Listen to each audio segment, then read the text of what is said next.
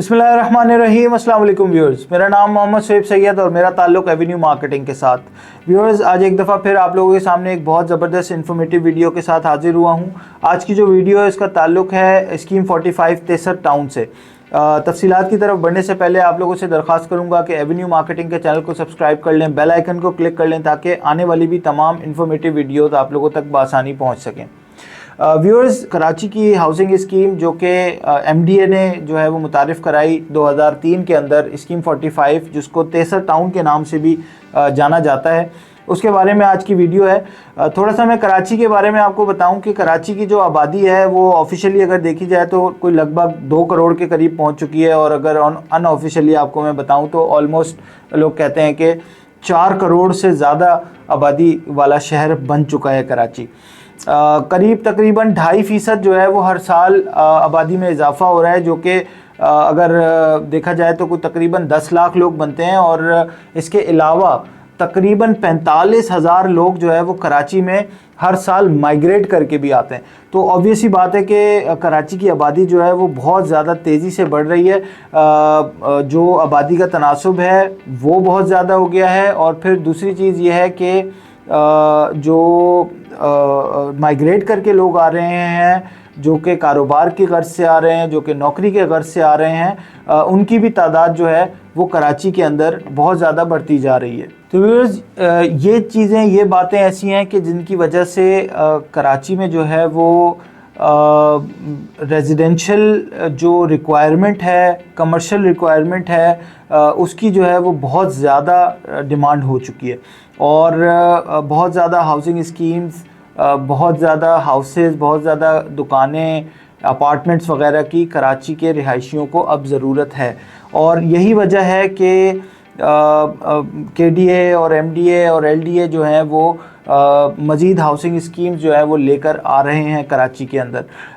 जो पुरानी housing schemes हैं, जिनमें मैंने आपको, मेरी एक पिछली वीडियो है, अगर आप देखना चाहें मेरे चैनल के ऊपर वो नज़र आ जाएगी आपको, स्कीम 33 के बारे में, जिसका मैंने आपको बताया कि ऑलमोस्ट फुली जो है वो डेवलप हो चुकी है, वहाँ पर आबादी हो चुकी है, वहाँ पर जो है वो जो प्रॉपर्टी के प्राइसेस हैं वो बहुत ज़्यादा इंक्रीज़ हो चुके हैं। चूँकि आबादी है, सारी facilities, hospital, school, college, university, सब चीज़ें स्कीम 33 के अंदर मौजूद हैं। तो ऑब्वियसली वहाँ की डिमांड भी उसी तरह से बढ़ चुकी है। अब जो नेक्स्ट अगली आबादी नज़र आ रही है, जो अगला रुख नज़र आ रहा है कराची की आबादी का, वो स्कीम 45 ही है। स्कीम 45 तेसर टाउन जो है वो मलीर डेवलपमेंट अथॉरिटी का प्रोजेक्ट है, और इसका जो टोटल एरिया है वो लगभग तकरीबन 21,000 एकड़ के ऊपर है। और इसमें तकरीबन 95 के करीब सेक्टर हैं। इसमें एक जो गवर्नमेंट की हाउसिंग स्कीम है, उसके अंदर गवर्नमेंट ने जो है वो 80, 120, 200, 240, 400, 600 गज के रेजिडेंशियल प्लॉट्स जो हैं वो मुतारिफ़ कराएं। और अगर मैं थोड़ा सा हिस्ट्री में जाऊं तो ये जो हाउसिंग स्कीम है, स्कीम 45, ये 1986 के अंदर KDA ने मुतारिफ़ करवाई थी। लेकिन चूँकि उस वक्त इतनी ज़्यादा आबादी नहीं थी और कराची की एक्सटेंशन जो है वो इतनी ज़्यादा नहीं हो सकी थी आबादी के लिहाज से, तो इस वजह से उस वक्त इस स्कीम के अंदर इतना ज़्यादा काम नहीं हो सका। और तकरीबन 10 साल के बाद 1996 में KDA ने MDA के हवाले कर दी है हाउसिंग स्कीम 45। और MDA ने जो है वो फिर इसके ऊपर वर्किंग की, और ऑलमोस्ट उसके 10 साल के बाद यानी कि 2004-05 के अंदर इसको रीलॉन्च किया MDA ने तेसर टाउन के नाम से। और तेसर टाउन जो है वो उसकी एक अच्छी ख़ास बात, एक मैं आपको ये भी बताऊं कि तेसर टाउन जब लॉन्च हुआ और इसके अंदर जो है वो आवाम को इंस्टॉलमेंट्स के ऊपर प्लॉट्स दिए गए, तो उसी वक्त इत्तेफाक से कराची के अंदर जो है वो मलीर एक्सप्रेस वे की भी कंस्ट्रक्शन हो रही थी। मलीर एक्सप्रेस वे की कंस्ट्रक्शन के दौरान जो लियारी नदी के मलीर एक्सप्रेस वे कह रहा हूँ मैं, लियारी एक्सप्रेस वे की कंस्ट्रक्शन हो रही थी। लियारी एक्सप्रेस वे की कंस्ट्रक्शन के दौरान जो रोड्स के जो लियारी नदी के आस पड़ोस में आबादी थी, उसकी सराउंडिंग में जो आबादी थी, उसको एलोकेट किया गया और उसको रीएलोकेट करके जो है वो कराची के तीन मुख्तलिफ हाउसिंग स्कीम्स के अंदर जो है वो उनको भेजा गया, जिसमें हॉक्स बे हाउसिंग स्कीम भी आती है, बल्दिया में एक हाउसिंग स्कीम बनाई जो है वो, इसके अलावा जो है तेसर टाउन यानी कि स्कीम 45 के अंदर जो है वो ये हाउसिंग स्कीम बनाई गई। और इस रीलोकेशन के अंदर जो है वो तकरीबन आप ऐसे समझ लें कि 2.5 लाख लोगों को शिफ्ट करना था इन 3 हाउसिंग स्कीमों के अंदर उस जगह से, लियारी नदी के सराउंडिंग से। तो कुछ लोगों को जो है वो यहाँ पर भेजा गया, लियारी रीसेटलमेंट प्रोग्राम जो कि स्कीम 45 के अंदर तेसर टाउन में बना। कुछ लोगों को जो है वो हॉक्स बे की तरफ भेजा गया और कुछ लोगों को जो है वो प्लॉट्स दिए गए बल्दिया के अंदर। जिन लोगों को यहाँ पर प्लॉट्स दिए गए स्कीम 45 में, उनको 50-50 हज़ार रुपये भी दिए गए ताकि वो अपने वहाँ पर घर बना सकें और रह सकें, और बेसिक फैसिलिटीज़ जो हैं वो वहाँ पर रोड इंफ्रास्ट्रक्चर सारी चीज़ें गवर्नमेंट ने उनको बनाकर दी। और तकरीबन जहाँ तक मेरा अंदाज़ा है, कोई तकरीबन 80,000 के करीब जो हैं वो फैमिलीज़ वो शिफ्ट हुई लियारी नदी के सराउंडिंग से इन 3 हाउसिंग स्कीम्स के अंदर। अगर मैं स्कीम 45 का थोड़ा सा मज़ीद आपको चीज़ बताऊं तो स्कीम 45 में कोई तकरीबन 25 लाख लोगों के रहने की जो है वो गुंजाइश मौजूद है। और इसके अंदर जो है वो हर 10,000 घरों पर जो MDA ने प्लानिंग की है उसके मुताबिक ऑलमोस्ट हर 10,000 घरों पे स्कूल, कॉलेज, मस्जिद, library, water treatment plant, hospital, clinic, इसके अलावा यूटिलिटी डिपार्टमेंट्स, वेडिंग हॉल्स यानी शादी हॉल्स वगैरह, community centre, auditorium, bus terminal, post office, garbage collection points, fire brigade का station, police station, parking spaces, markets और public toilets वगैरह शामिल हैं, जो कि इस स्कीम 45 के अंदर डेवलपमेंट का हिस्सा हैं। लेकिन चूँकि अभी तक वहाँ पर कोई ख़ास बहुत ज़्यादा MDA की तरफ से डेवलपमेंट नहीं हुई है, जो गवर्नमेंट का हिस्सा है, जो गवर्नमेंट की स्कीम है तेसर टाउन, उसके अंदर कोई ख़ास बहुत ज़्यादा डेवलपमेंट नहीं हुई है। तो इसी वजह से वहाँ पर प्राइवेट हाउसिंग स्कीम्स जो हैं वो बहुत ज़्यादा मुतारिफ़ हुई और बहुत ज़्यादा उनके अंदर जो है वो डेवलपमेंट जो है वो नज़र आई है। और ऑब्वियसली कराची का थोड़ा सा कहना चाहिए कि डिलेमा ही यही है कि सरकारी काम जो है वो हमेशा देर से ही होता है। तो इस वक्त स्कीम 45 चूँकि बहुत ज़्यादा आबाद नहीं है, इसी वजह से शायद गवर्नमेंट की जो है वो बहुत ज़्यादा तवज्जो भी नहीं है उस तरफ। लेकिन प्राइवेट हाउसिंग स्कीम्स जो हैं वो वहाँ पर बहुत ज़्यादा तेज़ी से डेवलप हो रही हैं, जिनमें अगर मैं आपको कुछ थोड़े से नाम बताऊं तो गार्डन सिटी एक बहुत मशहूर प्रोजेक्ट है, बिल्कुल गुलशन मेमार के साथ अटैच है ये प्रोजेक्ट।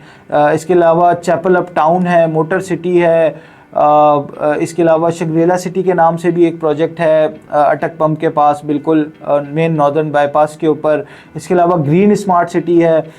ये सारे वो प्रोजेक्ट्स हैं जो कि वहाँ पर प्राइवेट हाउसिंग स्कीम्स जो है वो बन रही हैं।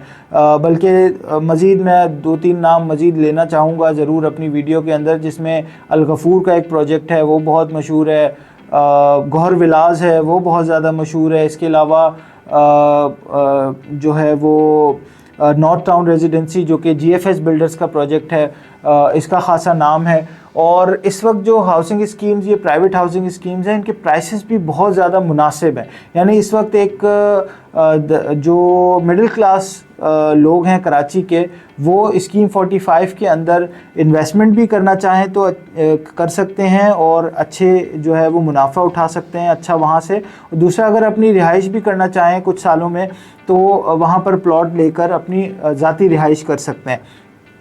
अगर मैं आपको थोड़ा सा प्राइस रेंज बताऊं इन प्राइवेट हाउसिंग स्कीम्स की, तो प्राइवेट हाउसिंग स्कीम्स की प्राइसेस ऑलमोस्ट आप समझ लें 20 से 25 लाख रुपए 120 गज़ के प्लॉट की स्टार्ट होती है। और जो अच्छी हाउसिंग स्कीम्स हैं जिनमें मैं ज़रूर नाम लेना चाहूँगा, मोटर सिटी है या क्या कहते हैं गौहर विलास वगैरह हैं, इनमें तकरीबन 50 से 60 लाख रुपए तक की प्राइसेस हो चुकी हैं।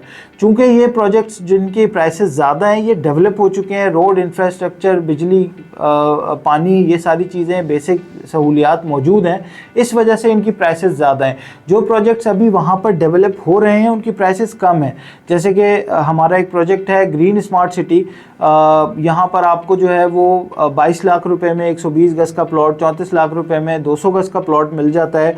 और ये जो प्राइसेस मैं आपको बता रहा हूँ ये बाकी जो सराउंडिंग के प्रोजेक्ट्स हैं जिनमें जिनमें जो है वो अलगफूर का प्रोजेक्ट है, नॉर्थ टाउन रेजिडेंसी है जीएफएस का, इनसे खासी मुनासिब प्राइस है ग्रीन स्मार्ट सिटी की। चूँकि यहाँ पर जो प्राइसेस हैं वो ऑलमोस्ट आप समझ लें 24 लाख से लेकर और 35 लाख रुपए तक प्राइसेस, 36 लाख रुपए तक हैं 120 गज की, विदाउट डेवलपमेंट चार्जेस। और ग्रीन स्मार्ट सिटी जो है वो इस वक्त 22 लाख रुपए का दे रहा है 120 गज का प्लॉट विद डेवलपमेंट चार्जेस। तो डेवलपमेंट चार्जेस भी जो है वो बहुत ज़्यादा मैटर करते हैं, क्योंकि अच्छा खासा एक अमाउंट होता है। फॉर एग्जांपल अगर आप नॉर्थ टाउन रेजिडेंसी का जो फेज़ 4 है वहाँ पर उसमें जाते हैं तो सिर्फ प्लॉट की प्राइस ही 24 से 28 लाख रुपए के दरमियान है, और जो डेवलपमेंट चार्जेस हैं वो ऑलमोस्ट 6 से 8 लाख रुपए सुनने में आ रहे हैं कि वहाँ पर होंगे। तो ऑब्वियस ही बात है कि अगर 24 लाख रुपए का भी आप प्लॉट लगाते हैं तो ऑलमोस्ट 30 लाख रुपए का आने वाले दिनों में वो आपको पड़ेगा। और ग्रीन स्मार्ट सिटी ऑब्वियसली चूँकि एक नया प्रोजेक्ट है, और दूसरी चीज़ ये है कि विद डेवलपमेंट चार्जेस उन्होंने प्राइसेस अपने रखे हुए हैं, तो 22 लाख रुपए में आपको विद डेवलपमेंट चार्जेस 120 गज का प्लॉट मिल सकता है। अच्छा, स्कीम 45 की जो है वो अहमियत इस वक्त बढ़ भी चुकी है मज़ीद। उसकी वजह यह है कि पिछले 2 साल से जो है वो जो हमारी मवेशी मंडी है, जो बकरीद के अंदर जिसमें हम जाते हैं कुर्बानी का जानवर लेने के लिए, वो स्कीम 45 के अंदर शिफ्ट हो चुकी है।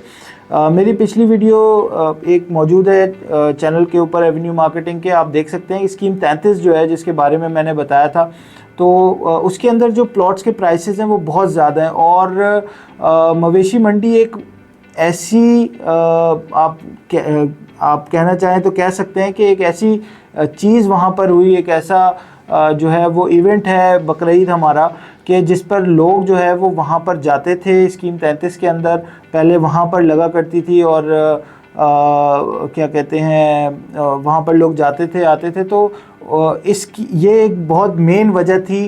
वहाँ की लोगों को लोकेशन का पता चला, वहाँ की जो है वो सोसाइटीज़ के बारे में पता चला लोगों को, और फिर जो है वो लोग यहाँ से शिफ्ट हुए। और ये बहुत ज़्यादा पुरानी बात नहीं है, मुश्किल से 10 साल आप लगा सकते हैं इसमें कि स्कीम 33 जो है वो अपने एक उरूज पर पहुँच गई।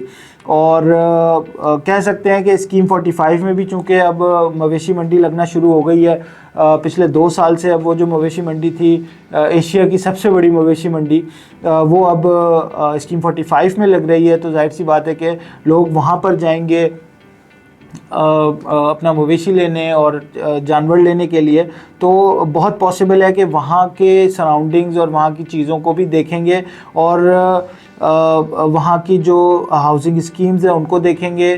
तो जाहिर सी बात है कि उनको पता चलेगा कि वहाँ पर कम्यूट मौजूद है, वहाँ पर आप जा सकते हैं, रोड इंफ्रास्ट्रक्चर मौजूद है, जो हाउसिंग स्कीम्स हैं वो कितनी डेवलप हो चुकी हैं, वहाँ पर कितना काम हो चुका है, ये सारी चीज़ें लोगों को नज़र आएंगी। तो जो नेक्स्ट प्रोग्रेस कराची के अंदर नज़र आ रही है वो स्कीम 45 के अंदर ही नज़र आ रही है।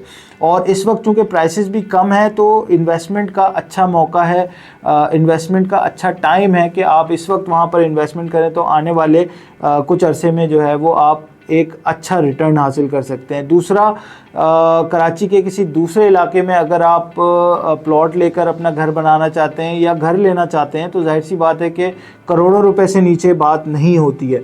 और स्कीम 45 के अंदर अभी आप जो है वो एक मुनासिब कीमत में अपना घर बनाकर रह भी सकते हैं। रोड इंफ्रास्ट्रक्चर मौजूद है, तो आपको जाने में वहाँ कोई परेशानी नहीं होगी। नॉर्दर्न बाईपास के थ्रू आप बहुत इजीली स्कीम 45 तक पहुँच सकते हैं।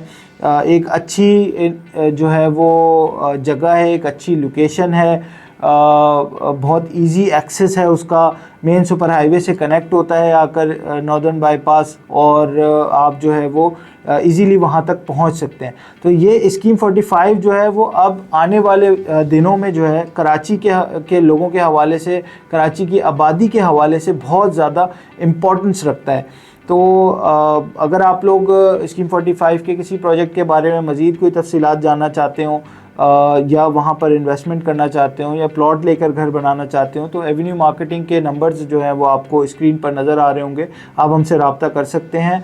और हम इंशाल्लाह पूरी कोशिश करेंगे कि आपको प्रॉपर तरीके से गाइड करें, अच्छे प्रोजेक्ट्स के बारे में आपको बताएं, अच्छी इन्वेस्टमेंट आपकी कराएं, या आप अगर रिहाइश भी करना चाहते हैं तो किसी अच्छे प्रोजेक्ट के अंदर जो है वो आपको आपके रेजिडेंस के लिए प्लॉट वगैरह या मकान दिलाएं। बहुत शुक्रिया। आज की वीडियो में इतना ही, मिलते हैं एक और नई वीडियो के साथ इंशाल्लाह बहुत जल्द। मेरा नाम मोहम्मद शोएब सैयद। अल्लाह हाफ़िज़।